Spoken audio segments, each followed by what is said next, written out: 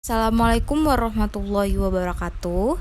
Sebelumnya terima kasih kepada Bapak Jaya Kusuma Edi selaku dosen pengampu mata kuliah ekonomi kreatif dan para audiens yang sedang mendengarkan ini.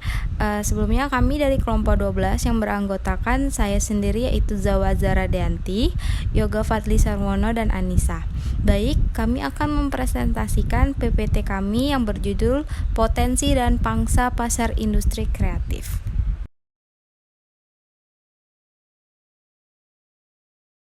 Baik, kita masuk ke pendahuluan. Pasar adalah salah satu dari berbagai sistem, institusi, prosedur, hubungan sosial, dan infrastruktur yang dimana menjual usaha barang, jasa, dan tenaga kerja untuk orang-orang dengan imbalan uang. Barang dan jasa yang dijual menggunakan alat pembayaran yang sah seperti uang fiat. Kegiatan ini merupakan bagian dari perekonomian. Ini adalah pengaturan yang memungkinkan pembeli dan penjual untuk item pertukaran.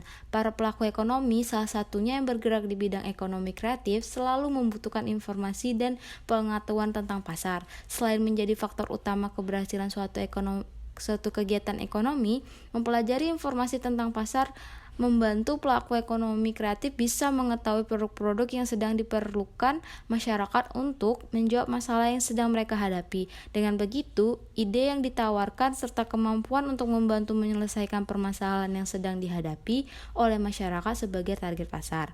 Melihat besarnya kontribusi sektor pasar dalam mencapai keberhasilan kegiatan ekonomi kreatif, penting untuk kita memahami potensi dan pangsa pasar, terkhusus pada industri kreatif memiliki potensi besar untuk menjadi salah satu sektor penting dalam mendorong pertumbuhan ekonomi nasional. Baik, sekarang kita masuk ke topik pembahasan. Yang akan dibahas di PPT ini kali ini yaitu ada faktor-faktor pendorong, tantangan dari potensi dan pangsa pasar industri kreatif. Yang ketiga ada strategi, potensi, dan pangsa pasar industri kreatif. Lalu ada subsektor industri kreatif. Baiklah, itu dari saya, akan dilanjutkan oleh rekan saya. Baiklah, selanjutnya ada apa itu potensi dan pangsa pasar. Potensi pasar mengacu pada total penjualan maksimum yang mungkin dicapai oleh semua perusahaan dalam industri tertentu selama periode waktu tertentu. Ini mewakili ukuran keseluruhan peluang di pasar. Pangsa pasar di sisi lain mengacu pada persentase penjualan total dalam industri yang dikuasai oleh perusahaan atau produk tertentu. Ini dihitung dengan membagi penjualan perusahaan dengan total penjualan industri selama periode yang sama. Lalu ada faktor pendorong utamanya, yaitu yang pertama adalah sumber daya manusia, yang kedua sumber daya alam, yang ketiga pertumbuhan ekonomi, lalu yang keempat ada kemajuan teknologi.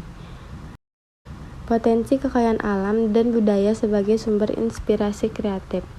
Secara alamiah, Indonesia memiliki kekayaan alam yang sangat luar biasa dan hasil kekayaan yang beraneka ragam.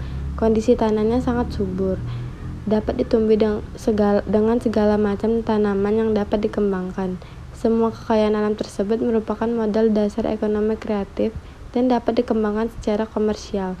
Berbagai usaha dapat dilakukan untuk menciptakan kesempatan kerja dan mendapatkan sumber daya alam, misalnya usaha kreatif dari hasil pertambangan dan galian, usaha kreatif hasil pertanian, hasil perkebunan, hasil kehutanan, hasil perikanan, hasil kelautan, hasil peternakan, dan bentuk kekayaan alam lainnya, seperti objek-objek wisata alam.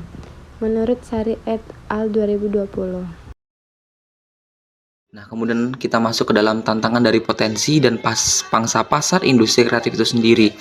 Nah, di sini industri kreatif masih menghadapi beberapa tantangan, seperti kurangnya akses permodalan, infrastruktur yang belum memadai, persaingan global dan keterampilan, dan daya saing SDM yang masih perlu ditingkatkan. Selanjutnya kita masuk ke dalam strategi potensi dan pangsa pasar industri kreatif.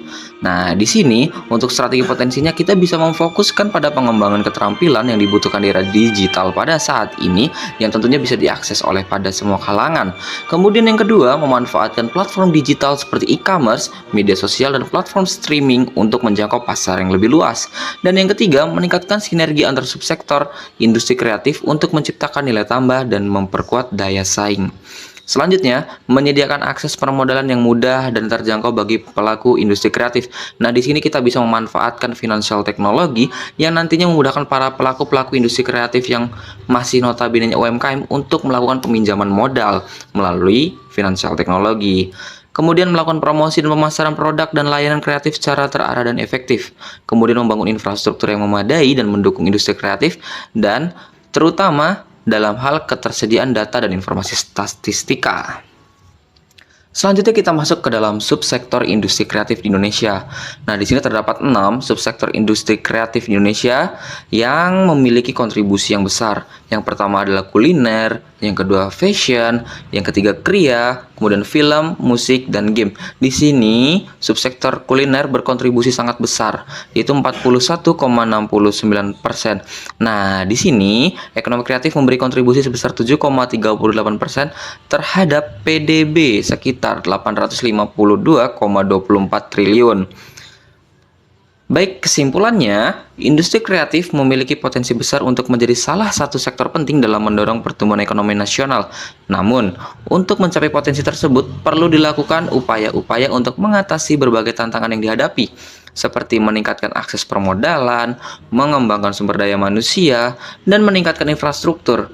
Di sini pemerintah khususnya dan juga berbagai pihak-pihak terkait seperti para pelaku UMKM, para pemangku kepentingan, kemudian para pelaku-pelaku usaha, di sini perlu bekerja sama untuk meningkatkan dan mengembangkan industri kreatif Indonesia, sehingga industri kreatif ini mampu memberikan kontribusi yang lebih besar bagi perekonomian nasional.